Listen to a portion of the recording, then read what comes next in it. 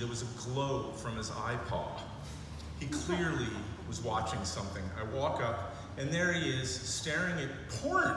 There's 4 or 5 female dogs running around, licking each other. Not one collar was on any of them. It's just disgusting. I was afraid he was going to get canceled. And he was only 2 years old at the time. Anyway, he was a great dog. We loved him a lot. I was really close to him. My friends and family used to give me a little bit of grief because I was a little too close to him, I suppose. But I always tried to explain, you gotta have one relationship in your life that is just unqualified, no strings attached love. Forgiveness, you name it. There's nothing you could do that could get you into trouble with them. Think about that. Not so bad. Let me explain it this way, really simple.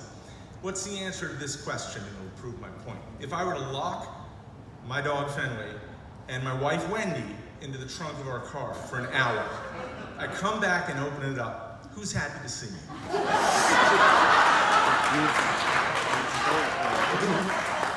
Anyway, he lived a good life. He really had a good one. He had a lot of years, and he had a good one. He would, no regrets at all, or actually one regret, to be honest with you. He, his whole life never got to make love to another dog, as it were. How can I say it? The kid never got laid, right? I just wish once I had taken him on the train from Connecticut into New York and just sort of left him for an hour on the corner of 43rd and 11th Avenue with a $100 bill in his collar. Come back after an hour, he'd probably be smiling, I'm pretty sure. He'd be pretty good. I don't know what he'd be into, maybe cross-species stuff. I mean, the poor dog chased this one squirrel for his entire life. He was obsessed with it.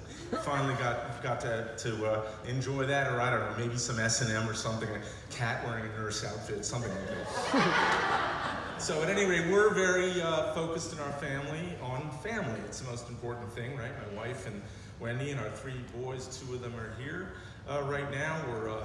They're not boys, actually. All 3 of the boys are now young men in their 20s. We're so proud. The other day, Wendy and I were reminiscing about having a family, and at the very beginning, I'm talking way back to sort of inception and pregnancy and childbirth. And it occurred to me, we have very different rose-colored glasses on when we think about those old days. To Wendy, inception, it was as though we were rolling around in some field of daisies in the mountains and overlooking a lake, and somehow life just became, inception occurred. It was very beautiful. I don't remember it that way. I remember it as a little bit more transactional, if you will. It was made very clear to me for 3 or 4 days a month things were going to happen. Right? It was not only ovulation. Clearly, it had to be a waxing crescent moon. The barometric pressure had to be a little over 20. There might have been some astrology involved, but it was more like a double clap system. It was, come on up here, get it in, let's go. All right. Quick, you're done, out of here. And not that I'm complaining, mind you, but it was like, go back downstairs, because this is going to happen about 30 more times over the next 3 days. So, it sounds so bad, watch my football game. I asked her if maybe we could time it for the commercials during the NFL game, but that didn't work out so well. So the childbirth process, very different. My wife remembers it. That's a glare. Hi, Wendy.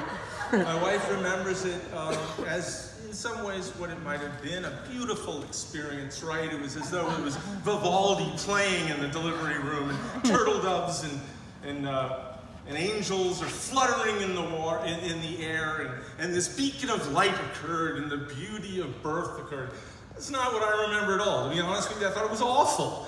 It was like, this little monster comes out. It's covered in amniotic fluid. He's spinning like Beelzebub's head's going around. It couldn't be uglier. I love my handsome boys, my handsome young men. They're the ugliest little things when they come out. It just was disgusting. And I'm just like, will you just cut that cord and give him to his mother? He clearly is very crabby, pretty pissed off, and he wants a hug from his mom and a drink. I'm like, get used to those feelings, pal.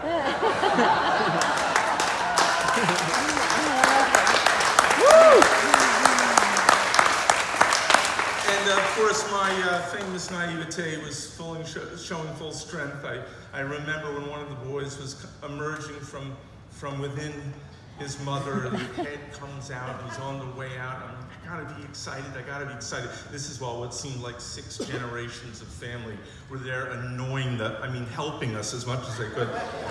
And the head emerges, and I said, doctor, is it a boy or a girl? And he said, I'll tell you in a minute. It's kind of hard to identify it from his earlobes. My name's Jim Enelow. Thank you very much.